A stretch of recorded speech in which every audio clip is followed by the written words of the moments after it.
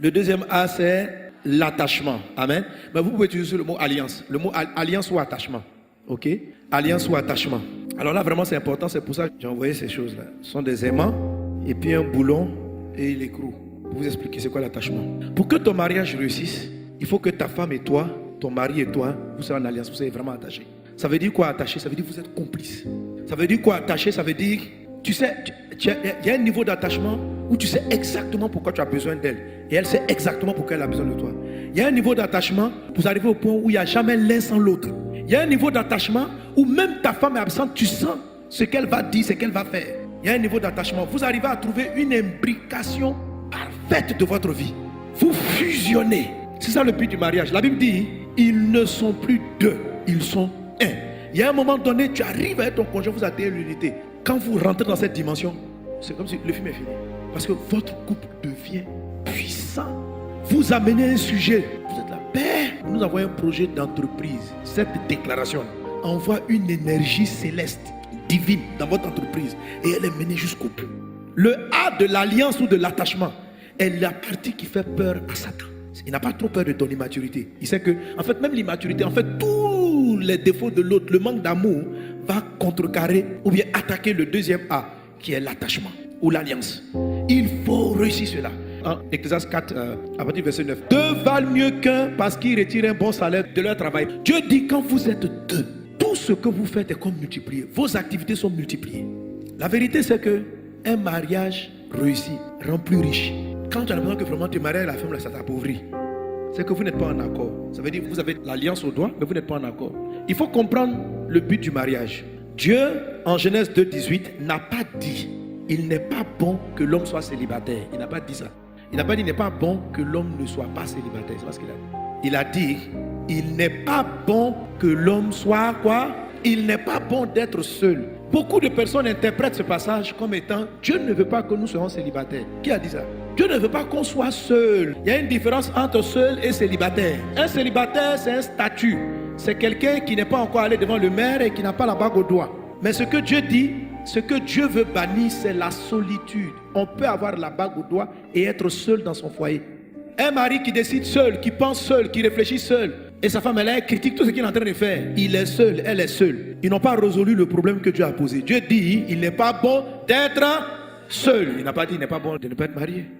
Le mariage est une bonne chose s'il règle la solitude. Mais si le mariage ne peut pas régler la solitude, il est préférable d'être seul. Si avoir la bague au doigt fait que tu fais seul ton affaire, il n'y a aucune complicité entre ta femme et toi. C'est que pour Dieu, il ne sait pas ce qu'il cherchait. Il n'a pas dit que tu dois avoir quelqu'un dans ton lit. Il dit il n'est pas bon d'être seul. Et les gens ont des problèmes avec le mariage parce qu'il y a certains gens qui se marient, mais ils aiment être seuls même. Frère, c'est-à-dire il a marié la fille pour l'avoir dans sa chambre. Mais sinon lui-même il aime seul. Il est casanier. La dame dit on a quelque part, il ne veut pas aller. La dame dit on a qu'à causer ensemble. Il ne cause pas. Lui il est seul. Il aime faire ses affaires seul parce qu'il n'aime pas, comme on dit, on parle en ivoirien, qu'elle mette sa bouche dans ses affaires. Je veux te dire aujourd'hui, c'est la raison pour laquelle tes affaires ne marchent pas comme elles auraient dû. Tu es seul. Tu es marié, mais tu es seul. Tu dis, mais ma femme, elle discute trop. En fait, c'est sa discussion-là. Si vous vous perfectionnez dans l'art de faire, et puis dans l'art de sa discussion dont tu ne comprends pas le sens, c'est ce qui va donner ta réussite. La réussite, ce n'est pas un seul qui est fort, c'est la combinaison. Qu'il en soit ainsi dans ta vie, dans le nom de Jésus. Et le A là vient régler ce problème. Le A, c'est-à-dire attachement. Alors, je tiens un boulon et puis son écrou, ok? Pour qu'il y ait attachement, en fait, d'abord, les deux sont à peu près de la même matière. Pour qu'il y ait attachement, il faut que vous soyez différents. Ça veut dire que quand vous êtes attachés, quand ces deux éléments-là sont ensemble, ils vont coincer tout ce qui est au milieu. Ils vont tenir, si c'est le mariage, si c'est l'entreprise. L'attachement fait que votre mariage, votre entreprise, votre activité, votre destinée est sécurisée. L'attachement. Or, l'attachement doit se faire en deux objets qui ont des formes différentes. Vous imaginez deux fers comme celui-là. Ils vont s'attacher comment? Ils peuvent être des amis. Ils peuvent marcher ensemble. Mais ils ne peuvent pas faire l'attachement. Je vais t'expliquer qu'il est important que ta femme et toi, vous soyez divergents sur beaucoup de points pour que l'attachement ait lieu. Quand tu dis, ma femme et moi, on est trop différents. Dieu sourit, c'est ça. C'est ça. C'est la partie où vous êtes différents.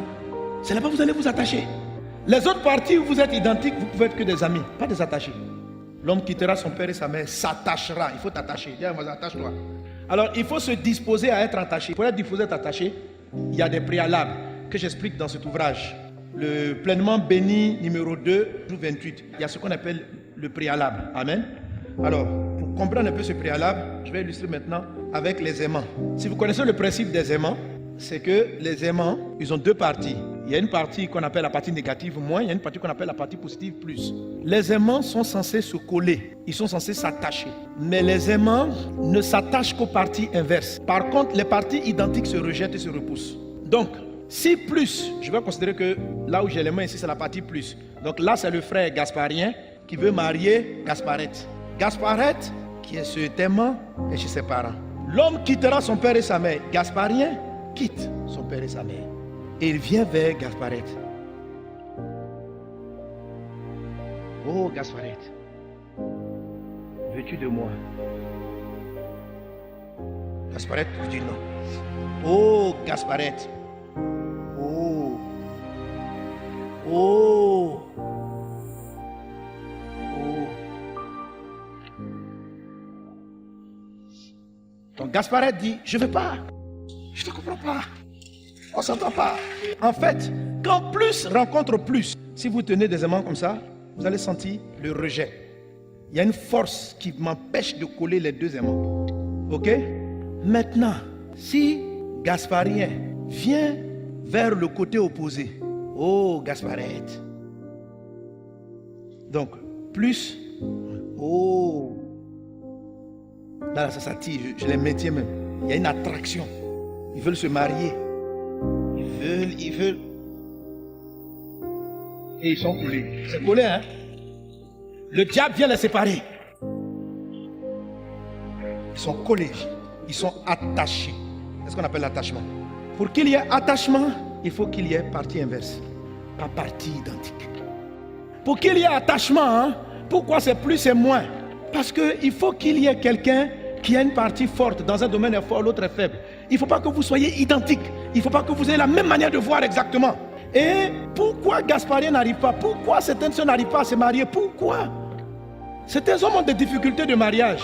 Parce qu'en fait, ils ne donnent pas de place. C'est-à-dire, quand Dieu dit il n'est pas bon d'être seul, dans leur tête, ils s'aiment tellement qu'ils se préfèrent seuls.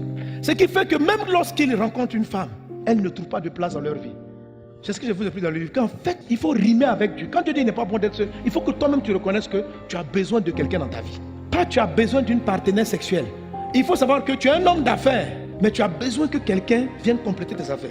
Quand tu es orgueilleux, que tu te sens trop bon, ta femme n'aura pas de place. Quand tu es une femme, tu sais trop faire tout ce que tu sais faire. Et tu es trop bien. C'est pourquoi plus vous prenez de l'âge, plus c'est difficile de se marier. Parce que quelqu'un qui passe 40 ans, il est déjà trop formé. Il sait exactement ce qu'il veut manger.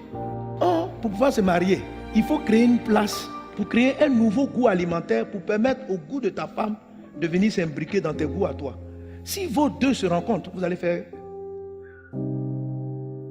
Tu vas plus vouloir manger à la maison parce qu'elle fait ce qu'elle est déjà formée.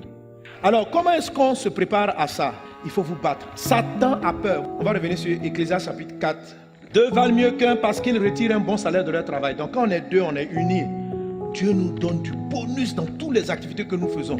Madame, tu es dans la couture, mais le fait que tu sois complice avec ton mari dans ta couture, tu vas voir ce que ça va donner. Tu vas avoir un meilleur salaire.